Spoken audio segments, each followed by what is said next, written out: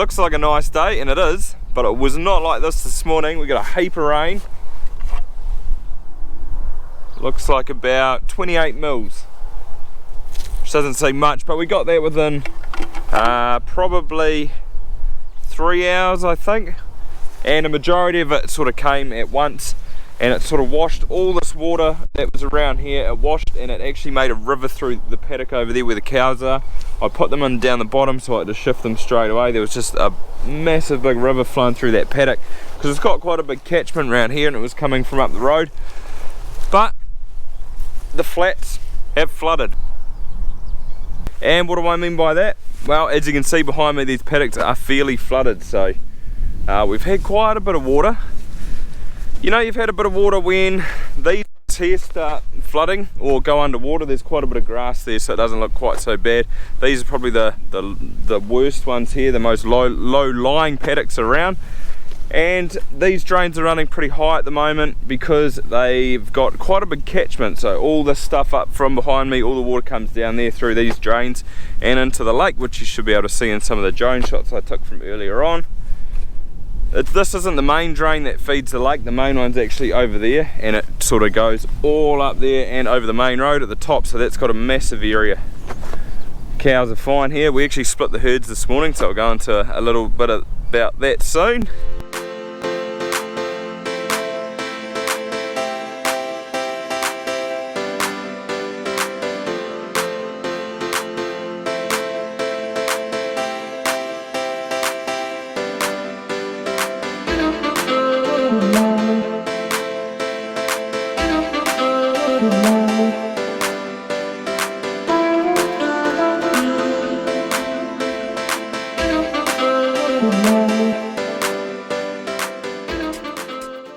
Just setting the shed up, ready to bring the colostrums in today for their afternoon milking. Now it's a bit hard to see from up here, you can't even see the flooding down there because there's trees in the way, but there's a hay shed down the bottom there, and behind that there's a big pond of water, and it's not in our place, it's actually the neighbours. And that usually doesn't happen in the winter, or it hasn't in the last couple of years, so it means that everything's real saturated at the moment, which is a good thing because it means that the water tables are getting brought back up. We've had a couple of droughts in the last few years, so hopefully, as waterlogged as the soil is, it should hold on in the summer just that little bit longer. Plus we are in the middle of winter, it is August, and usually August can be typically pretty wet and pretty cold, so just is what it is. We also must be going on to everyday pickup pretty soon. It's a bit hard to see the milk line, that's not it, that's actually just part of the vat, it's always like that. But I think it's actually above, it'll be somewhere up here. Dad said it was on the bottom of that pipe this morning, or the foam, it's all iced up there, so can't be too far away. On our last pickup we supplied 4,700 litres exactly, so that's between 2 days.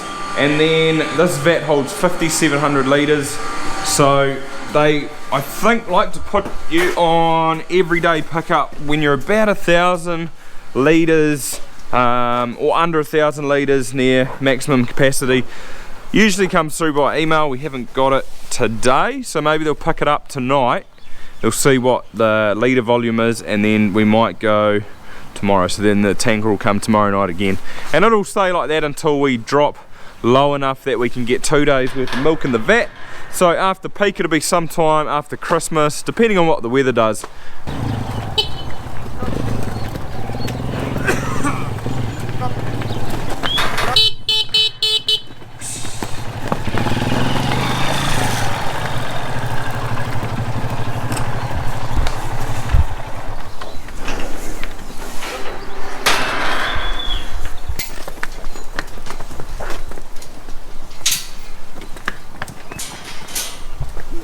Come on.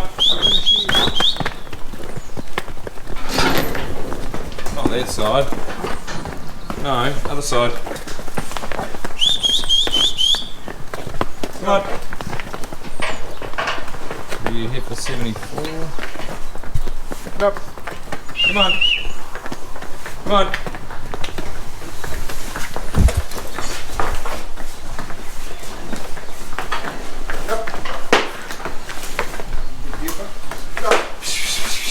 Thank you. We had 4 cows calved today, well 3 cows and a heifer, and we are into our we've just done our 4th week of calving, bang on today, so that's good, we're getting through it. The bad thing is though, is that we artificially inseminated for 4 weeks, so that 4 weeks runs out today, and these 3 cows here, they had 3 heifer calves, and 2 of them are AB calves and the other one was run with the bull. So it's a little bit annoying because when I checked on them last night there were no calves, then we got there this morning there were 3, so I don't know which calves went with the mothers. I'm gonna have to get them DNA tested to find out. The other ones have lasted 3 years, I'm pretty sure. Dad just got a new set of, what do you call these things? Protectors. Something sleeves. Oof. Yeah, they're pretty handy. They're good in the wet and they keep you warm too. It's always exciting when you get new stuff. But today we're also going to switch over and try this new teat spray that we've got. So I've got 20 litres of this Teat. Yeah, I'm keen to try it. I've heard good things about it, so I wanted to give it a go. So first what I did is we had to empty this because we didn't want any of the old iodine based spray which is in this drum. The reservoir's just in there, so that's empty, and I need to pull off this. Oops. Where can I put that? It doesn't drip, somewhere like that. Because I need to change this little thing here. Hopefully I can unscrew it with my hand. Yep, perfect. Oh, that might have thread tape on it, maybe. What? So you got thread tape on it? Yep. Alright. Because I need to put a new one in. That one, I think. So it's got a bigger hole. This one was a pretty small hole. You can see the daylight through that. Put a bit of thread tape on it and screw it in. Hopefully.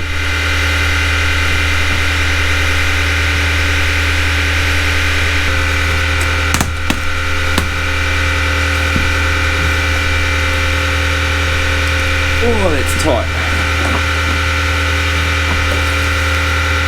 Set that there.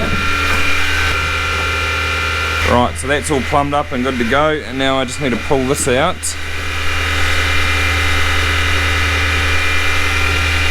One-handed.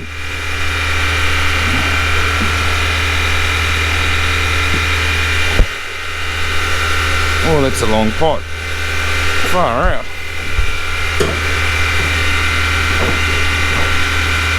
Okay, and I'll just put that in there, easy.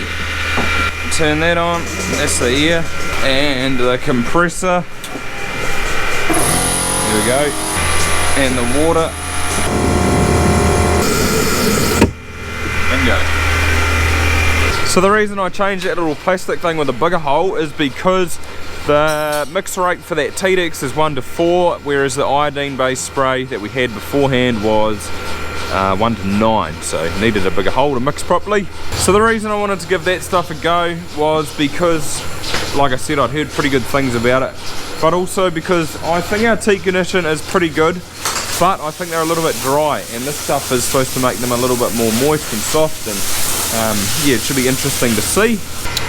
I need to get some tags ready. I think that's heifer 74 and cow number 52. She's lost her tag, look, ripped there. But luckily I knew that and I ordered a tag for her, so that's sorted. And 74 174 here.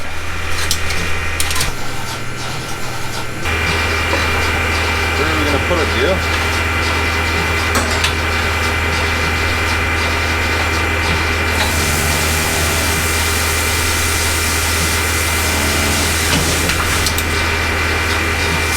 I had to go in the air. As you can see, that's where the last time was. I didn't want to go above because it could have ripped again.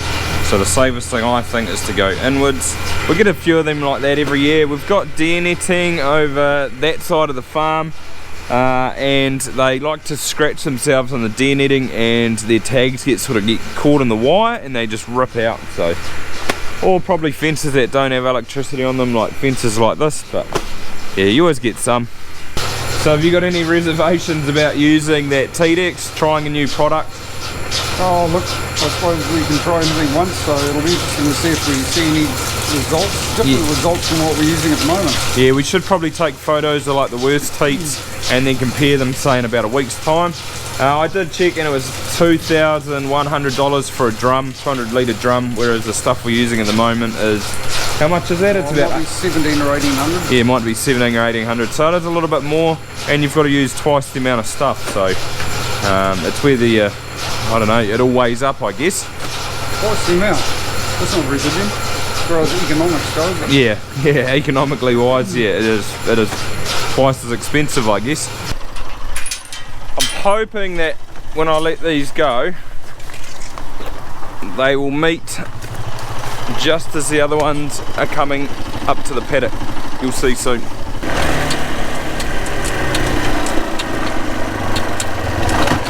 That's where they're going in there, and the cow shed is just somewhere there.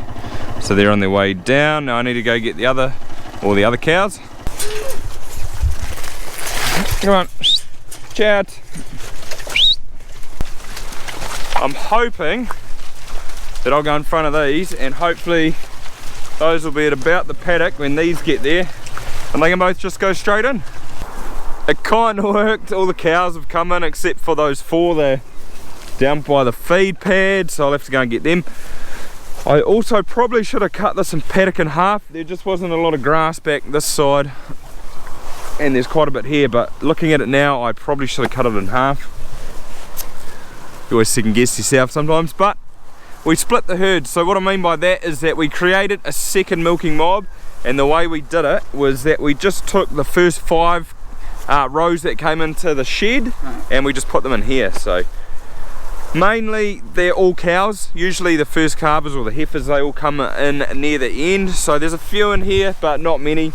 And all the cows that calve now, including the heifers, because there's not actually that many that's left, they will just get put straight into this herd until probably about another 3 to 4 weeks. Once all the heifers are used to coming in the shed, used to getting milk, then we'll probably take all the heifers, put them in one mob, put all the good cows in this mob, or all the higher producing cows in this mob, and we split the herd when we get to about 220 to 230 cows, because we can't fit any more on the shed.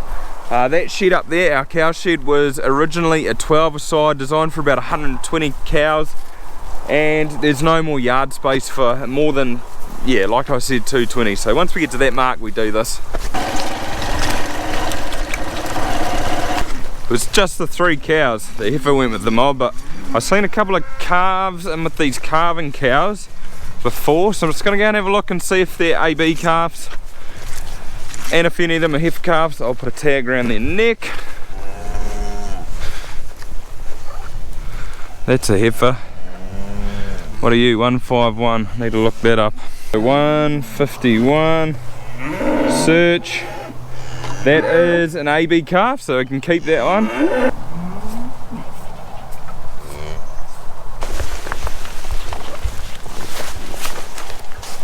So fast forward a day, and I got the notification via text this morning that we are going on to everyday pickup instead of skip night. We sent last night 5,200 litres, so we're 500 litres short of being maximum capacity for that vat, and that's pretty much what I thought, so yep, that's good. It's just a bit of a pain, you gotta wash the vat every morning now instead of every second morning, but you're sending more milk, so that's good. But that'll pretty much do it, so thanks for watching. If you liked the video, give it a thumbs up, and we'll see you next time.